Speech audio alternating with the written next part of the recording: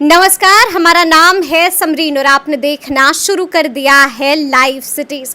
पूर्णिया मांगे पप्पू यादव या फिर बीमा भारती, यही सवाल पिछले कई दिनों से बिहार की राजनीति में तैर रहा है। बीते दिन आपने देखा था कि बीमा भारती ने बड़ी बात कह दी थी और साफ साफ कह दिया था कि पप्पू यादव हमारे गार्जियन हैं, हमारे बड़े भाई हैं और पप्पू यादव हमारे साथ हैं। और उसी के बाद आपने ये भी देखा था कि उसी दिन पप्पू यादव ने भी एक वीडियो मैसेज जारी किया था और साफ साफ कहा था कि 4 तारीख को हम पूर्णिया में नामांकन दाखिल करेंगे। तो ऐसे में अब बड़ा सवाल उठ रहा है कि आखिर पूर्णिया किसका होगा, पप्पू यादव का या फिर बीमा भारती का।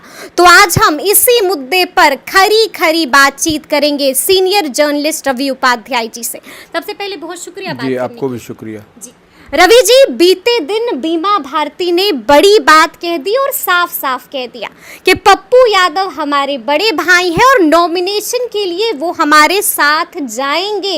इस पूरे बयान को बीमा भारती के आप कैसे डिकोड कीजिएगा?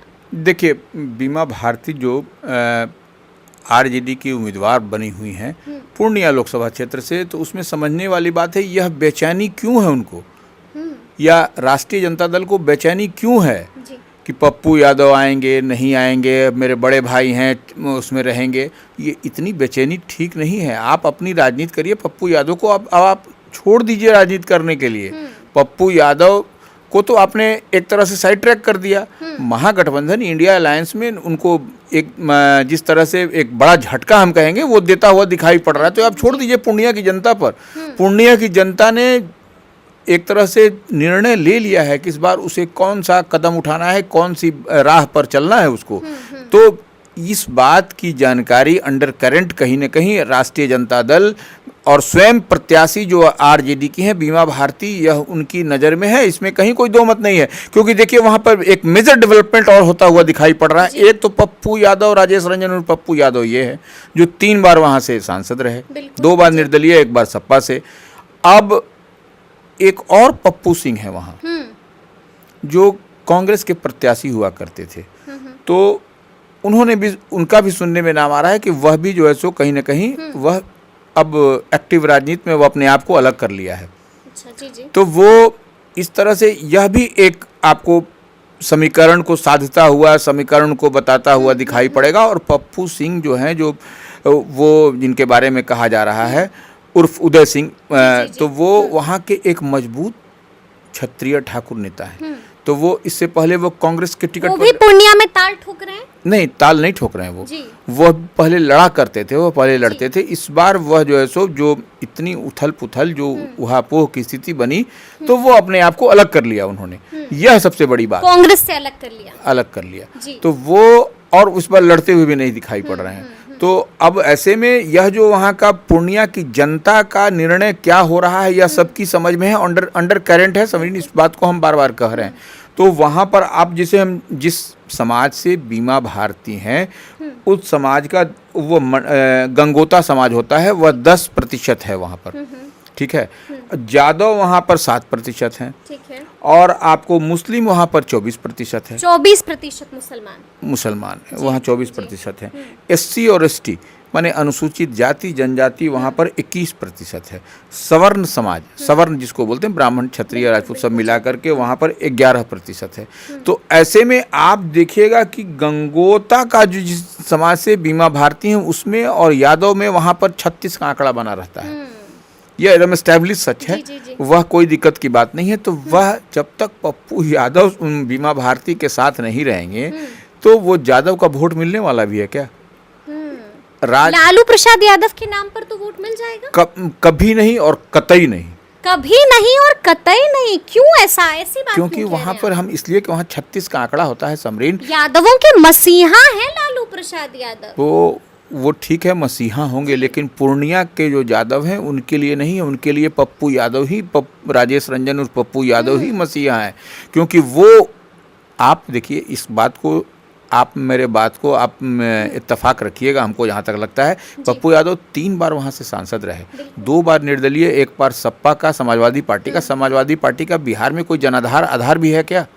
तो उस सीट को वह सपा के खाते में उन्होंने डाला था एक बार, डाला था जी। तो वह कहीं ना कहीं उनकी अपनी वक़्त है, अपना उनका ये गणित है, जिसके चलते वह वहाँ से उनकी मौजूदगी पूर्णिया में होती रही है। तो अब ऐसी परिस्थिति में पप्पू यादव यदि कांग्रेस उनको समर्थन नहीं करती, निर्दलीय भी लड़ते हैं या वहाँ पर अपनी पार्टी जाप से वो भी अगर लड़ते हैं, तो वह वहाँ पर एक बड़ा झटका सबको देते हुए बड़ा जोल्ट दे देंगे पप्पू यादव, यानी कि खेल बिगाड़ देंगे पप्पू उतना ही नहीं, देखिए वो पप्पू यादव के खड़ा होने से समीकरण भी जो वहाँ पर जो जेडीयू के हैं, कुशवाहा समाज से हैं, तो कुशवाहा समाज का भी क्या उनको इंटायर वोट पोल हो रहा है? नहीं हो रहा है। पूछिए क्यों नहीं हो रहा है? कि पप्पू यादव की पार्टी में जो प्रदेश अध्यक्ष हैं राघवेंद्र सिंह कुशवाहा, जी जी, इस बात को आप समझिए इसको, तो वो उनका अपना भी आधार है। राघवेंद्र सिंह कुशवाहा समाज से आते हैं और वो कोई नई पॉलिटिक्स, नई बैटिंग बॉलिंग नहीं कर रहे हैं, वो लंबे समय से करते चले आ रहे हैं। कुशवाहा के बीच में उनकी पकड़ है, पैठ है, उनकी पत्नी भी हैं, वह भी हैं। तो ऐसे में निश्चित रूप से, और यह तो एक एग्जाम्पल, एक बड़ा छोटा सा नाम है आपको बताया राघवेंद्र सिंह कुशवाहा का, जो कि उनके लिए मरने और डू एंड डाई की स्थिति में रहते हैं हमेशा। तो वो ऐसे ऐसे कई सारे नेता और कद्दावर नेता हैं जो पप्पू यादव के साथ मजबूती से खड़े हैं पूर्णिया लोकसभा क्षेत्र में। तो अब स्थिति बनती हुई वह जो बीमा भारती का पटना आना जाना, आरजेडी के जगतानंद सिंह के यहाँ पर भी बिल्कुल, तो ये कुछ दिखाता है, बिल्कुल कोई दिखाता ना कोई संकेत तो जरूर देता है। लेकिन हम आपसे ये भी जानना चाहेंगे रवि जी कि आपने अभी अभी कहा कि पप्पू सिंह ने भी कांग्रेस का दामन छोड़ दिया है, यानी कि कांग्रेस से इस्तीफा दे दिया है। नहीं, अब इस्तीफा दिया है कि नहीं दिया है, लेकिन वो अपने आप को अलग कर लिया, निश्चित रूप से अभी अलग कर लिया है। तो वो जो अलग कर लिया है, तो वो कहीं ना कहीं यह सब वोट कहाँ जाएगा? पर पप्पू यादव जो हैं सो वह वहाँ के मजबूत स्तंभ हैं पूर्णिया के, इस बात को कहने की आवश्यकता नहीं है बार बार। तो वो तमाम वोट जो सो पप्पू यादव की ओर ही टकटकी लगाए हुए देख रहे हैं। लेकिन हमें ये भी समझना होगा कि पिछले 2 दिनों के अंदर 3 बड़ा झटका जो है वो कांग्रेस को लग चुका है। आपको भी याद होगा, लगातार हम लोग बात कर रहे हैं, 2 लोगों ने इस्तीफा दे दिया, पप्पू सिंह ने अलग कर दिया, यानी कि कांग्रेस के अंदर घमासान मच चुका है। नहीं, कांग्रेस के अंदर घमासान मचा है, वह कांग्रेस के नेतृत्व को लेकर के मचा हुआ है। कांग्रेस का नेतृत्व जो है बिहार का, वह जिस तरह से निरीह बना हुआ है, जो उसकी सीट है, जो उसके कद्दावर नेता हैं, उनको दरकिनार किया जा रहा है, उनके लिए कुछ नहीं छूट रहा है। अब देखिए कटिहार से जो है सो तारिक अनवर लड़ रहे हैं, और वहाँ से जो आरजेडी से जो उम्मीदवार बनने वाले थे वो जो है सो जो वो वहाँ से लड़ रहे हैं। तो वो क्या दिखाई पड़ता है? वो किसके सह पर जो है सो लड़ते हुए कटिहार से वो आ रहे हैं? आरजेडी से वो टिकट चाह रहे थे ना, तो वो कैसे वो लड़ते आ रहे हैं? तारिक अनवर के खिलाफ लड़ने की बात आ रही है। तो कहीं ना कहीं जो कांग्रेस नेतृत्व है वह जो सो लाचार मने और निरीह बनी हुई है। तो यह रिजेंटमेंट है लोगों में, यह जो आप जिसका जिक्र कर रही हैं कि लगातार लालू की मनमानी से कांग्रेस के अंदर खटपट तो है, बेचैनी तो है कि आखिर क्यों सिर्फ लालू प्रसाद यादव की ही चल रही है। बिल्कुल, इसीलिए तो यही सब जो कारण है, जो इतना जो आपको खटास दिखाई पड़ रहा है इंडिया अलायंस महागठबंधन में, यही सब कारण है। ऐसे में वहाँ की जनता इस बार मन बना ली है कि राजेश रंजन और पप्पू यादव को हम जैसे भी आए हमको भेज देना है, इस बार भेज देना है। बिल्कुल। अच्छा ठीक है, हम ये भी आपसे जानना चाहेंगे कि बीते दिन पप्पू यादव ने भी एक वीडियो मैसेज जारी किया रवि जी, और साफ साफ कह दिया कि 4 तारीख को हम नामांकन करने जा रहे हैं और आप लोग सब आइएगा मेरे नामांकन में। यानी कि लोगों से बड़ी अपील भी की है पप्पू यादव ने। तो ऐसे में हमें ये भी समझना होगा कि क्या कांग्रेस आला कमान ने इजाजत दे दी है पप्पू यादव को? क्या कांग्रेस आला कमान तैयार है पूर्णिया की सीट पर फ्रेंडली फाइट देने के लिए? देखिए, फ्रेंडली फाइट और मैंने स्ट्रांगली फाइट ये सब नहीं है। आप समझ लीजिए पप्पू यादव बराबर स्पेस दे रहे हैं कि अब 4 तारीख को नॉमिनेशन की बात कहें, नामांकन की प्रक्रिया बढ़ा रहे हैं। हाँ, बढ़ा रहे हैं, तो वो 4 तारीख को कर रहे हैं, वह भी स्पेस दे रहे हैं कि, और यह स्पेस कांग्रेस को ही नहीं दे रहे हैं, वह स्पेस दे रहे हैं आरजेडी को भी, वक्त दे रहे हैं। जिस तरह से हाँ आपको बताया ना, कटिहार में, जैसे कटिहार में आरजेडी के उम्मीदवार थे अशफाक करीम, जिनका नाम हम भी भूल गए थे, वो अशफाक करीम वहां से ताल ठोंकते हुए नजर आ रहे हैं। तो यह सब कहाँ पर दिखाई पड़ रहा है कि वह कमजोरी कहीं ना कहीं कांग्रेस के अंदर है, जो कि दिखाई पड़ रही है, बाहर सतह पर आ रही है कि कहने तो इस तरह से पप्पू यादव, अब तो देखना होगा कि अशफाक परिंग पर क्या कार्रवाई करती है आरजेडी। तो पप्पू यादव पर जो तलवार लटकती हुई दिखाई पड़ रही है, पप्पू यादव निर्दलीय लड़ेंगे वहां से। जब वहां की जनता उनको चाह रही है कि पप्पू लड़े, तो फिर उसमें दिक्कत कहाँ है? फिर कार्रवाई भी होगी, क्योंकि साफ साफ राजेश राठौर ने भी कहा था कि अगर पप्पू यादव इसी तरह से अडिग रहते हैं तो कार्रवाई करेंगे, यानी कि एक्शन लेंगे। क्या एक्शन लेंगे? पप्पू यादव का ज्वाइनिंग दिखाएंगे क्या राजेश राठौर कि पप्पू यादव की ज्वाइनिंग हुई है कांग्रेस में, कि उस पर कार्रवाई करेंगे? देखिए, बोलने के लिए लोकतंत्र है, बड़ी बड़ी बात आप फेंकते रहिए, कोई रोकने दो बोलने वाला नहीं है। लेकिन पप्पू यादव, अगर यदि पप्पू यादव ने तो पार्टी का विलय किया, लेकिन पप्पू यादव पर कार्रवाई किस हैसियत से और कैसे करेंगे? सदस्यता ले ली है ना कांग्रेस की। आप सदस्यता ली है, उसका पर्ची दिखाएंगे राजेश राठौर। अच्छा। दिल्ली में सदस्यता लिया कि यहाँ पर कांग्रेस के सदाकत आश्रम में सदस्यता होगी उनकी। कौन सदस्यता उनको दिया है? ये सबसे, देखिए, ये हम नहीं करेंगे, जनता बोल रही है। यह पूर्णिया की जनता, जितनी बात हम कर रहे हैं, पूर्णिया की जनता बोल रही है और कह रही है कि पप्पू यादव इस बार, पप्पू तुम आओ, इस बार तुमको हम भेजेंगे दिल्ली। अच्छा, पप्पू तुम आओ, इस बार तुमको हम भेजेंगे दिल्ली। यानी कि पूर्णिया की जनता में गुस्सा है कि पप्पू यादव के साथ ये सलूक क्यों किया। अच्छा, हम आपसे ये भी जानना चाहते हैं कि बीते दिन एक और बड़ा डेवलपमेंट हुआ। अचानक से एकाएक बीमा भारती को पटना तलब कर लिया गया। क्या लगता है कुछ होने वाला है? क्या लालू प्रसाद यादव का मन बदल रहा है? देखिए, बीमा भारती आरजेडी की बेचैनी क्यों है? जी, आप लड़वाइए ना, आपके पास में वोट का समीकरण है, इक्वेशन है, गणित है। आप बोल रहे हैं कि हम जैसे वहाँ पर कुछ जादू कर देंगे, तो जादू कर देंगे तो फिर बीमा भारती को पटना आने का, और मेरे बड़े भाई हैं लालू प्रसाद, तो यह सब बोलने का जरूरत नहीं है कि यहाँ पर कभी पार्टी के कार्यालय चले जा रहे हैं, कभी 10 नंबर चले जा रहे हैं। तो इतनी घबराहट, इतनी बेचैनी क्यों है? वह भी समझ रहे हैं, वह भी वहाँ के लोग भी समझ रहे हैं, जो बीमा भारती के जो इर्द गिर्द दाएं बाएं रहते हैं, या उनके जो टीचर बने हुए हैं, वह भी समझ रहे हैं कि पप्पू यादव खड़ा होंगे तो मुश्किल होगी। और वह जब पप्पू यादव छोड़िए ना, वहाँ रूलिंग पार्टी के जो जेडीयू के कैंडिडेट हैं, उनके लिए मुश्किल है। पप्पू यादव ने खड़ा कर दिया। हम बोले ना कि जिस तरह से उनके पास में, देखिए, पप्पू यादव के पास में जो उनके चाहने वाले हैं, जो उनको मजबूती के साथ खड़े हैं उनके कठिन परिस्थिति में, वैसे लोगों की लंबी सूची है, लंबी फहरिस्त है, उसमें कहीं कोई दिक्कत नहीं हो। और हर जात, हर कास्ट एंड क्रीड से ऊपर उठ करके लोग उनके साथ खड़े हैं। तो यह एक बड़ी बात है ना समरीनी, जिसको आप बोल करके एक बार में, एक शब्द में आप उसको आउटराइटली रिजेक्ट नहीं कर सकते। इस बात को आप समझने वाली बात है। अच्छा, क्या लगता है रवि जी, आपको क्या लगता है? क्योंकि जैसे ही ये खबर आई कि बीमा भारती को पटना तलब किया गया है, कई तरह की चर्चाएं चलने लगी बाजार में। कहा तो ये भी जा रहा है कि क्या लालू प्रसाद यादव ने पप्पू यादव की बात मान ली है? क्या पूर्णिया को लेकर एक बार फिर से पुनर्विचार हो रहा है? क्या लालू प्रसाद यादव का मन बदल रहा है? देखिए, लालू प्रसाद यादव का ऊपर वाला करे कि मन बदल जाए। अच्छा। और वहाँ से पप्पू यादव को समर्थन कर दें जी। और अगर नहीं किया तो वह सीट तो इंडिया अलायंस और महागठबंधन में आएगी नहीं आएगी। पप्पू यादव भी जो है सो सलाह उन्होंने दिया है कि इंडिया अलायंस और महागठबंधन की मजबूती के लिए काम करें। एक सीट निकल जाए, इस पर काम होनी चाहिए, न कि एक सीट गंवा दे, उस पर काम होनी चाहिए। तो यह कहीं ना कहीं उन्होंने भी संकेत में वो बात कही। और डगरा की बैगन, फिर हमको रिपीट करने की जरूरत नहीं है, वो डगरा की बैगन, यहाँ से जाइए वहाँ से जाइए, तो यह सब बात जो है कहीं ना कहीं अच्छी बात नहीं है।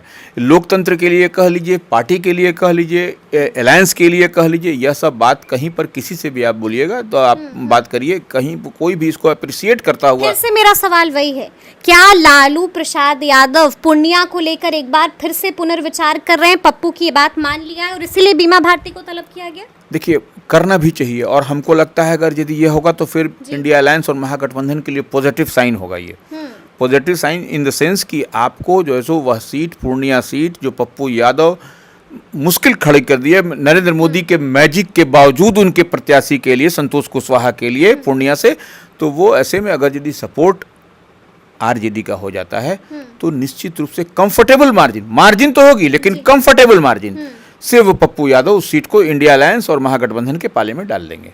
पाले में डाल देंगे। अच्छा, हम ये भी आपसे जानना चाहते हैं, मेरा आखिरी सवाल होगा रवि जी, पूर्णिया का मुकाबला इस बार त्रिकोणीय दिख रहा है, क्योंकि एक तरफ पप्पू यादव भी अडिग हैं, दूसरी तरफ बीमा भारती भी डटी हुई हैं और तीसरी तरफ एनडीए के भी प्रत्याशी हैं। आपको क्या लगता है, अगर मुकाबला इसी तरह से त्रिकोणीय होगा तो नुकसान और फायदे में कौन रहेगा? सबसे ज्यादा नुकसान किसका होगा और कौन सबसे ज्यादा बम? कौन मुगालते में है कि त्रिकोणीय मुकाबला वहां होने जा रहा है? वो तो रहा ही है। नहीं हो रहा है, हम आपको समझा देते हैं जी। त्रिकोणीय मुकाबला तो कतई नहीं होने जा रहा है, इस बात को आप लिख लीजिए। मतलब बड़ी बात आप कह रहे हैं? बिल्कुल, हम ये आपका आकलन है? मेरा आकलन है और हम गणित के हिसाब से समझा देंगे हम। बिल्कुल बिल्कुल, हम चाहेंगे कि आप समझ देखिए, वहां पर यादव 7% हैं, मैंने यादव 7% हैं, अब वहां पर मुस्लिम 24% है, तो मुस्लिम किसको वोट करेगा, किसको वोट करेंगे? एमवाई समीकरण जिसके पास है, लालू यादव। लालू यादव को एमवाई समीकरण को हारने के लिए कोई वोट करेगा क्या? अच्छा, वो तो उसको रोकना है, किसको? यह सब लोग समझ रहा है, ये बोलने की आवश्यकता नहीं है। तो वो उसको रोकने के लिए वह वैसे में कौन रोक सकता है, कौन रोकता हुआ दिखाई पड़ रहा है? वो दिखाई पड़ रहा है पप्पू यादव। अच्छा, तो पप्पू यादव को ही वहां पर जो सो मुस्लिम समाज वोट करेगा। 24% वोट की जो बात कही जा रही है पूर्णिया लोकसभा क्षेत्र में मुस्लिम की, तो वो 24% वोट आपको देखिएगा एक तरफा गिरता हुआ दिखाई पड़ेगा पप्पू यादव की झोली में पप्पू यादव की। और वही नहीं, यादव भी जो है सो अपने वोट को जाया नहीं करेंगे। वह जान रहे हैं कि पप्पू यादव का नाम है यादव, वह भी यादव ही हैं। तो ऐसा कौन सा टैग लग गया कि लालू यादव को वहां पर दे देगा और जो है सो पप्पू यादव को दरकिनार कर देगा? यह सोचने वाली बात है। तमाम युवा जो है सो किसी भी क्लास, किसी भी वर्ग के पागल पड़े हुए हैं पप्पू यादव के इसमें, तो वो ऐसे में कैसे यादव 7% है वो इधर से उधर हो जाएंगे? नहीं होंगे। कुशवाहा के हम जो बात कर रहे हैं, उनके जो प्रदेश अध्यक्ष कुशवाहा है, वह भी कुछ भी तो वोट कुशवाहा का कटिंग होगा कि एकदम 0 सन्नाटा कर दीजिएगा, ऐसा नहीं होता है कभी। तो वो सवर्ण का वोट क्या माने पप्पू यादव के पास में तो एनडीए के साथ है ना? नहीं, ऐसा नहीं होता है। एनडीए के साथ में हर सीट का अलग अलग गणित और अलग अलग वो हिसाब किताब है। ऐसा नहीं है कि टेकन फॉर गारंटी है कि सवर्ण है तो एनडीए ने सवर्ण है तो उनको क्या दे दिया, क्या दिया? पूछने वाले तो सब पूछते हैं। बिल्कुल बिल्कुल पूछते हैं। तो वह आप जैसे बोलते हैं 15-15 लाख झोली में दे दिया क्या, तो ये बोलते हैं ना भाई। जी जी जी। तो वो तो सवाल बनता है ना, इसको आप कैसे काट दीजिएगा? तो वो ऐसा नहीं है कि सवर्ण पूर्णिया में 11% है तो सबका सब जो है तो चला गया। मतलब आप यही कह रहे हैं रवि जी कि इस बार एमवाई खेल करने के मूड में, यानी कि मुस्लिम और यादव मतदाता मिलकर बड़ा खेल कर देंगे और बड़ा जोल्ट दे देंगे? निश्चित रूप से जो समीकरण बनता हुआ दिखाई पड़ रहा है उसमें आप इससे कैसे इनकार करिएगा? देखिए, जबरदस्ती थेथरोलॉजी कर करके हम कोई बात को कह दें कि ऐसे नहीं ऐसे, ऐसे नहीं ऐसे, तो वो तो अपना लोकतंत्र है, आपको बोलने का यू हैव गॉट राइट, आप बोल दीजिए जो मन में आए सो। बट सिचुएशन ये है कि वहां पर लड़ाई में पप्पू यादव और संतोष कुशवाहा जेडीयू कैंडिडेट के बीच में होगी और उसमें एज मिलता हुआ, स्पेस मिलता हुआ पप्पू यादव को दिखाई पड़ रहा है आज के डेट में। अब कल क्या होगा, डेट ऑफ पोलिंग के दिन क्या होगा, यह that I can't say, but जो बात है वो जो दिखाई पड़ रही है वही है। वो तस्वीर, हकीकत जमीनी यही है। तो अब देखना होगा कि आगे क्या कुछ होता है, क्योंकि हमने आपको तफसील से बताया है कि बीते दिन कई सारे डेवलपमेंट्स हुए हैं, क्या कुछ इशारा कर रहे हैं ये तमाम डेवलपमेंट्स, इस पर भी हमने तफसील से चर्चा की है। तो ये पूरी बातचीत आपको कैसी लगी है कमेंट करके हमें ज़रूर बताइएगा। तो इस तरह के तमाम अपडेट्स के लिए ऐसे ही हमारे साथ बने रहिएगा और देखते रहिएगा लाइव सिटीज़। बहुत शुक्रिया।